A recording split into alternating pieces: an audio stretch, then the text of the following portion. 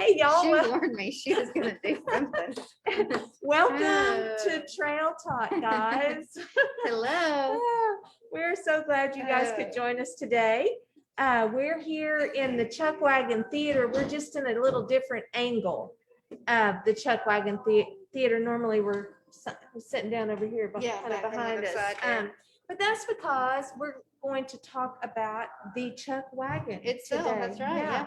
And so we're going to show you, we have a really great example here of what the Chuckwagon, all the features of the Chuckwagon and all of that. But I thought it might be interesting to kind of go back prior to the Chuckwagon so we could get an idea of how that even Kind came of about. developed and evolved. Right. Yes. Great words. So you guys are probably familiar with the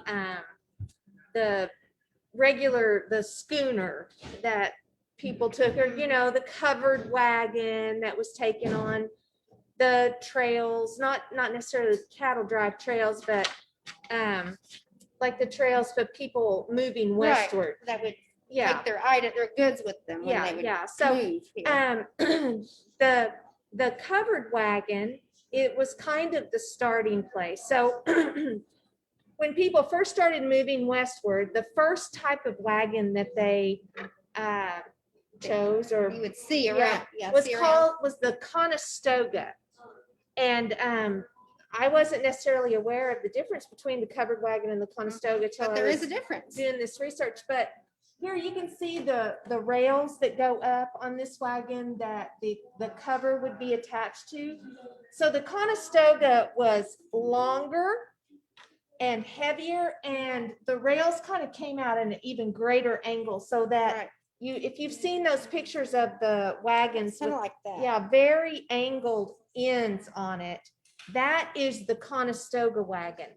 But the covered wagon, it would be much more the size of the wagon that we have here that we'll be talking about. They basically took a farm wagon, or just the plain, just the wooden flat wagon, like and they put the curved rails on it and put a cover on it, and that was the covered wagon, the prairie schooner that you see on the movies, and More Circle the with, Wagons, and all of that. That's the prairie schooner wagon that you see. But it the most common animal, I wasn't really aware of this either. I guess I didn't think about it. The oxen were the real, I almost said workhorse. I was thinking, and I was about to say it too. The oxen is the animal that was most commonly used, or a mule. Sometimes they used horses, but more commonly it was the oxen or mule. Right, because they're more of a working animal, where the horse is generally considered more for speed. I kind of think. So anyway, they would have oxen or mules attached to this. Now, there's the Studebaker family comes into play here, which I thought was interesting. I always referred to or associated them with cars. Right, cars that didn't really, I don't know, they didn't make it, did they? The Studebaker car has been didn't stand the test of time. Yeah, but their wagons were another story. I guess that whole transition into the automotive world, they couldn't make that adapt to it work. Yeah, exactly right. But so they were, interestingly enough, they were pacifists. They were against or anti-war, but they were willing to make wagons for the military, for the army, specifically. And in 1857, prior to the Civil War, they were hired by the Union Army to be their wagon manufacturer. Wagon supplier. Wagon supplier, yes. Now, when I say the Union, that was before the Civil War, so it was prior to the country splitting. And so the Union, was considered the army of the entire United States at that time. But just before the Civil War started, when the military presence increased, the country divided, more people, more men joined up.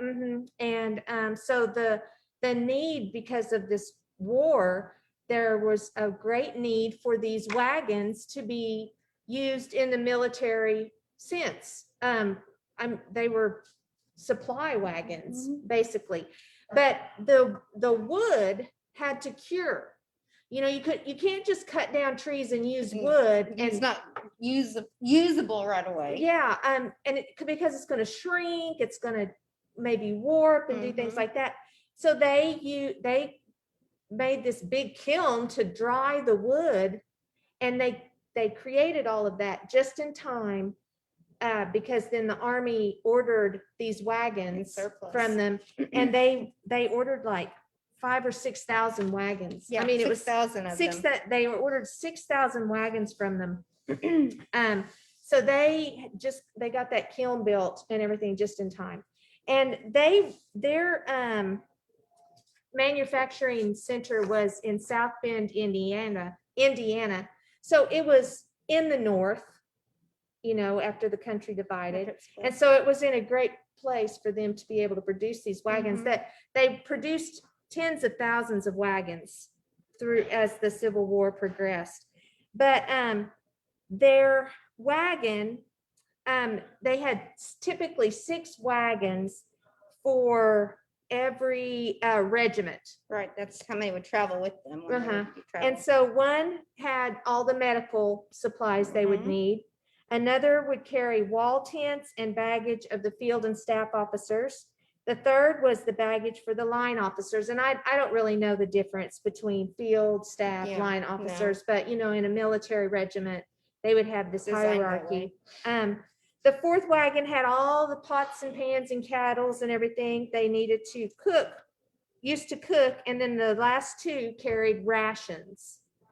And so they were supplying things for a lot of men. Right. Almost everything they needed while they were out came from the wagons. Right, exactly. So they the wagons were heavy, they were durable, they were a necessity basically in the war, but they were equipped with things like there was a toolbox, a feed trough for the mules, a bucket for water, a bucket for grease, an extra pole, all of those things. Covering. Yeah, all of these, the things for the cup, everything that they needed in order to be able to survive and have everything very handy. Hands-on, right there available. Yeah, so these military wagons were modified farm wagons, basically. And so then the war ended, and there were several thousand of these wagons running around left over. Right. They weren't needed in the field any longer. And so there was a surplus of wagons. So you guys have heard of Army surplus.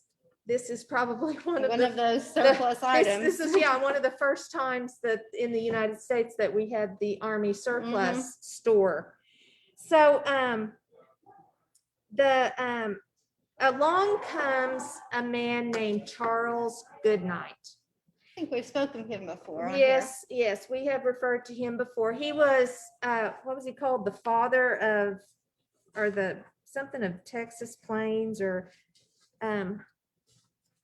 Texas Ranger. I am having trouble finding that information, but he was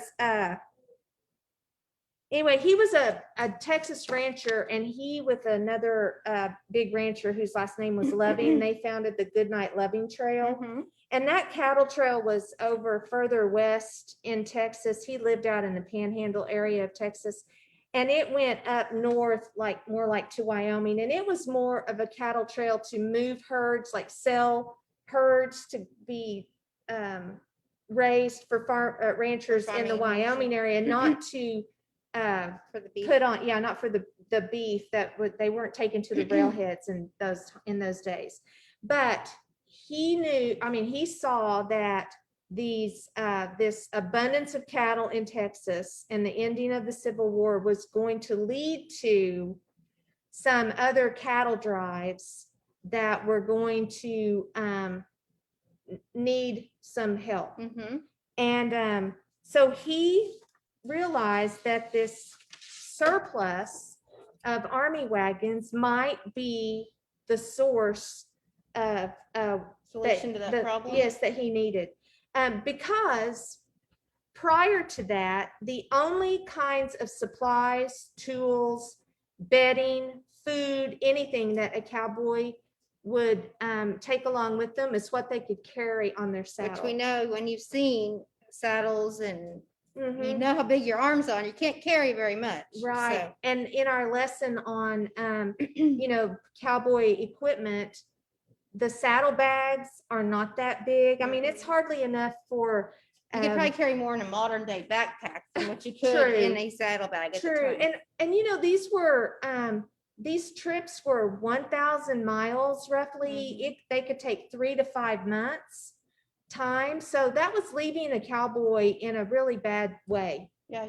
And some were going to be better off than others. I mean, it was kind of a rough time for them. So he realized that he could solve that problem. And so he created the prototype of the Chuckwagon from the Studebaker Army wagon. And what he did is he went and bought one of those wagons and he hired a cook. And the two of them went about modifying that Army surplus wagon into the Chuckwagon that was used then for the 20 plus years of the cattle drives. So we're just going to kind of start talking about the different accessories. That's good. Yeah. The necessary accessories that were added. The features. Yes, features. That's good. So one of the very first things they did was build this box looking thing here on the back. They call it the Chuck box. I should clarify something here. Chuckwagon is not named for Charles Chuck Goodnight. Okay, he did not go. There's a lot of misconceptions about that. He did not go by Chuck, as far as we know. Chuck is a slang word for food. Okay, so or supplies. Right. So the Chuck box that they built on the back of this wagon looked very much like what we have here. Okay, so it's a deep box with a lot of drawers, storage areas, hooks for cups and utensils. And one of the best parts was this flat part that would fold down. This would close up and keep everything locked in. So because while I was studying all this, I spent a lot of time thinking about how rough. Oh yeah, everything knocking around. And just because we're not on paved concrete roads, people. We're on heavy. Just riding in those wagons for 1,000 miles. Anyway, and all those settlers who moved in this, I don't know. I just really had like an empathetic moment for all those people who had to travel by wagon. So the cook would find a place to park his Chuckwagon. And he would let this part down, and then he would have a work and serving surface that he would be able to use for the cowboys. So in addition to this part, if we walk around over here, we can start seeing some other things that were added to the wagon. So they always had to make sure that it had plenty of cover. Okay, so the wagons, not every army wagon had the covered part on it. So they might have had to add rails, but they would add these rails and then use a waterproof tarp to cover. That would pull over to the front. Yeah, and it would cinch down on the ends, and you could pull the ropes and cinch it and close it off on either end. So it made it even, well, that's why they could put like their bed rolls and things like that in the back of the wagon and keep them from getting wet. But they also, this particular wagon does not have, they had a cooking fly. Now, my boys did scouts, and so they would always have a cooking fly. In fact, a lot of people, campers today, use a lot of these same things. Yeah, there's a lot of camping modifications that are very similar to this Chuckwagon. They actually had chuck boxes in scouting, and they had a fly that they would set up. Some of these things you might have heard of before. Right, and so the fly was just a cover that would come out from here, and it would cover over the top of this work surface and serving area, so that if there was rain, that he'd be able to keep the food dry. So it's basically just another tarp that kind of you can come out and put it. There's probably some poles and stretch it out so it didn't sag down on him. So all the cover parts were very important, but then there were added little hooks and rings. Yes, things like that on the outside to hold something like this. This was called the what was that thing called? Where they had to scrape their food after they That was called I'm having trouble finding it on my notes. The wrecking pan. Yes, the wrecking pan is where they would wash their dishes when the cow clean their plates off. Yeah, they had to scrape their plates and then put them in here, and that's where Cookie would wash everything. They also would, now the army wagons had the shelf and the barrel for the drinking water, and possibly cooking water, Just that water sort in of general. Yeah, it was a very deep. Most of the buckboard wagons is what I was thinking of, the working farm wagons. A lot of those didn't have this double high side on it. Wow, there's a rattlesnake out here. You never know what you'll find in our prairies. Anyway, this is double high. Well, there's a reason for that. Cookie didn't just have his own equipment he had to haul. He was also responsible for making sure the cowboys' bedrolls arrived at the next place. In fact, that was one of his responsibilities. Yeah, he had to load all the bedrolls in the wagon after he cleaned up after breakfast every day. And then get to the next campsite before everybody so that he could get dinner ready. Exactly. Cookie was a hardworking fella, to be sure. And then you move forward on the wagon and you see the seat up there at the front.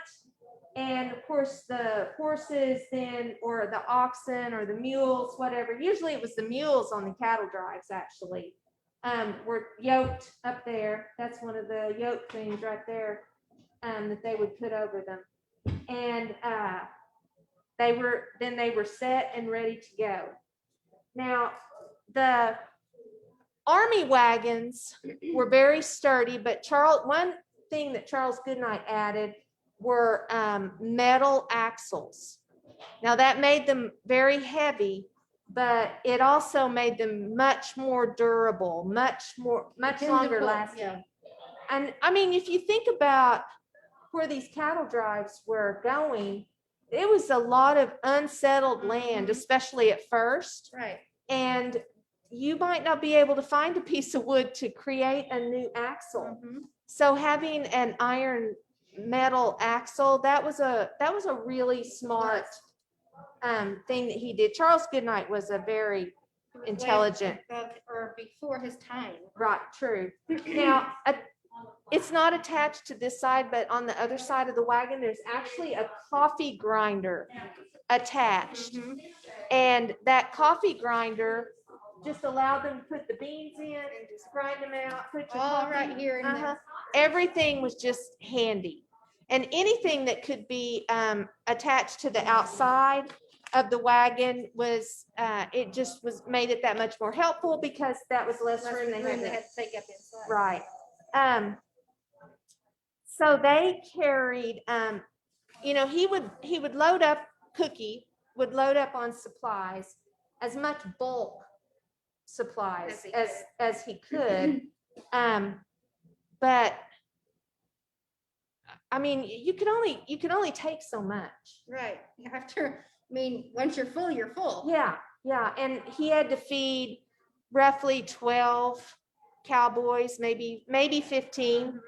Every day. Every day. Twice a day. They had to haul extra food, not for the cattle. The cattle were grazing, but the horses had to have additional nourishment because they were carrying a cowboy all day long. They were doing work. Yeah, and then they had the remuda, the extra horses, and so they just had to keep them fed. So he had to actually haul cattle feed, and a lot of these wagons would have a piece of fabric, a tarp kind of thing that would drape underneath, and kind of a makeshift trough. Yeah, well, hammock. The way they described it made me think of a hammock, and they would load it with firewood or buffalo or cattle chips, cow patties, whatever you want to call it. Yeah, fuel, because Cookie had to get someplace and build a fire.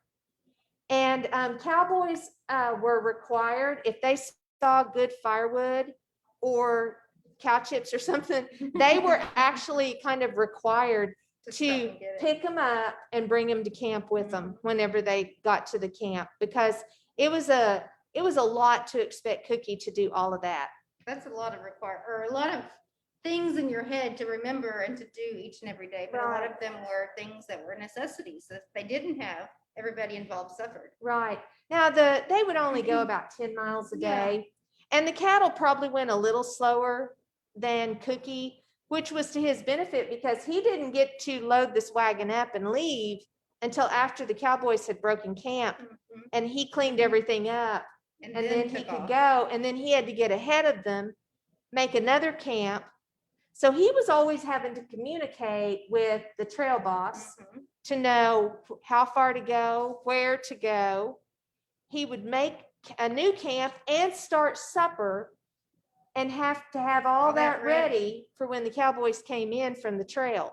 So, I mean, that was a lot. It is a lot. So for Charles Goodnight and his Cookie partner, which we don't even know the man's name. No, we don't.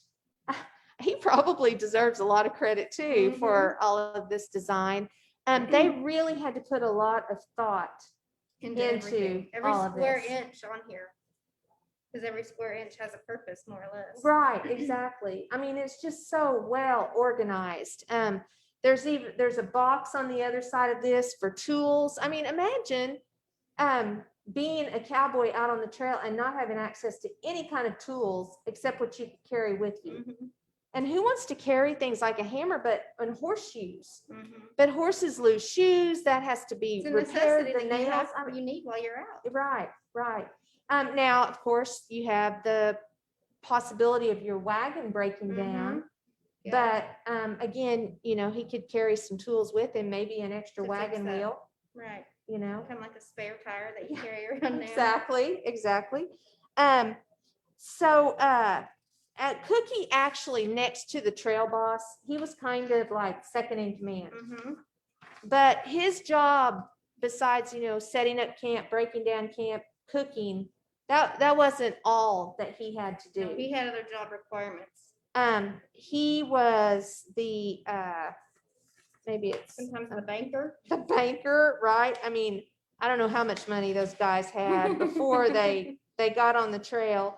The barber, the dentist, the doctor, the counselor, seamstress, disciplinarian. I mean, whatever. Therapist. Right? Yeah, whatever had to be done, Cookie had to do it, because the trail boss's job was to make sure the men and the cattle and the horses got from place to place every day. Taken care of. Now, Cookie did prepare, believe it or not, a variety of food. I mean, beans, bacon, and biscuits is kind of what The staple. the staple, right? What we talk about here, but I hadn't really considered the fact that in those days, I don't know how many canned beans They actually were. there were, or if Cookie would even have something like that, but beans take a while. When So you're boiling them to get them prepared, they do take. a yes, they do. And I mean, did he soak them overnight and cook them in the morning before he left camp, or did, while. Cook 'em I mean, overnight. yeah, I don't know. I don't know exactly how that might work, but he did cook beans. I mean, it's a good food for Yeah, men keeps them who are, full and there's a lot of protein. right, because I'm sure you've heard me say breakfast and supper, those were the two meals that They would Cookie eat. prepared. Lunch, a cowboy was on his own, so he'd probably stick a biscuit or some dried Whatever. meat, some jerky or something in his vest pocket and nibble on All that. good for lunch. Yeah, that would be or a about snack it. later. But there was no fresh fruit, fresh vegetables. They didn't take eggs with them. I mean, There was the no eggs would refrigeration. scramble. Well, and the eggs would scramble, Yeah. no doubt, long In before they got transit, from right. from one place to the next. But if one of those cattle got injured or something, Then they could have beef. yeah, they could have some fresh beef. And Cookie could cook up a roast, ribs, just about anything. But most of the time, they ate like salt pork, bacon, dried meat. Dried meats. Yeah. I'm sure that it kind of got I think it old. would get old. Yeah. Yeah. I Now can he imagine. had flour and sugar and that sort of thing, and he could make up probably a cake or some kind of a Pastry or cobbler, pie. something like that. Mhm. Maybe they come across a apple orchard, or a peach orchard, Mhm. and he'd get some fruit. But I mean, That's a lot of work involved as well, whenever that's not a necessity. I mean, Yeah. their lunch or breakfast and dinner were. So the exactly. Cowboys probably wanted to be on their best behavior all the Yeah. time. Sweet 'Cause- talking into cooking them a dessert Yeah. once in a while. Cookie's area was kind of an off limits kind of space to the Mhm. Cowboys They too. weren't really allowed around there. One reason was you don't want any horseplay, you don't want any horses or cattle nearby. Dirt, dust, Yeah, you don't want stirred any up. dirt getting in the food. Rule number one. The other reason are the things that they weren't allowed to sample food before Cookie served it. They weren't allowed to come up and mess with his stuff or use his work surface. His area was his area. Yeah, and they knew those rules. And sometimes cooks were portrayed as kind of grumpy guys, not, but not the cheeriest Yeah. group. but they had probably slept less and worked just as hard, just in a different way Mhm.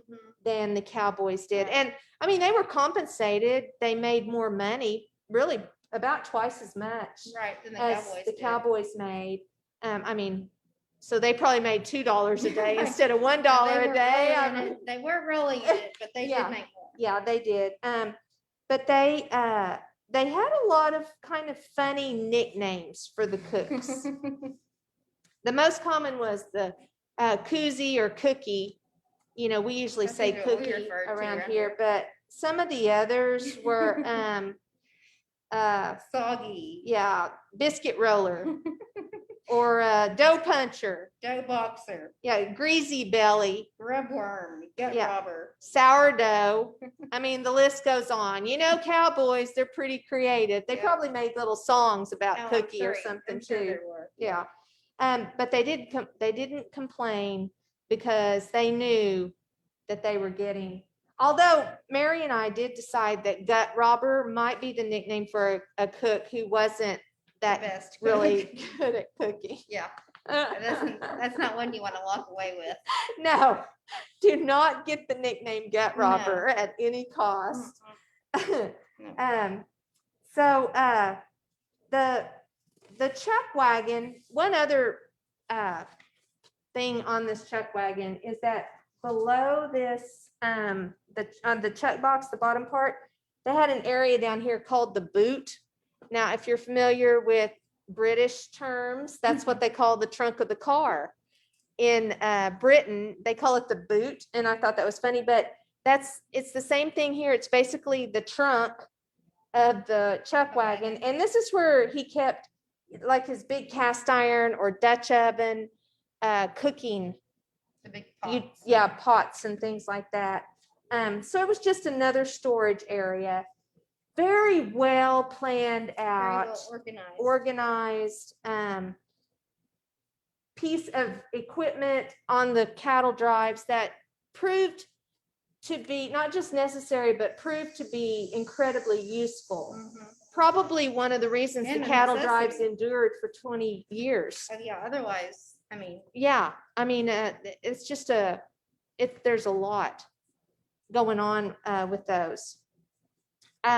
So I thought that it would be kind of fun to talk about some of this etiquette, the chuck wagon etiquette.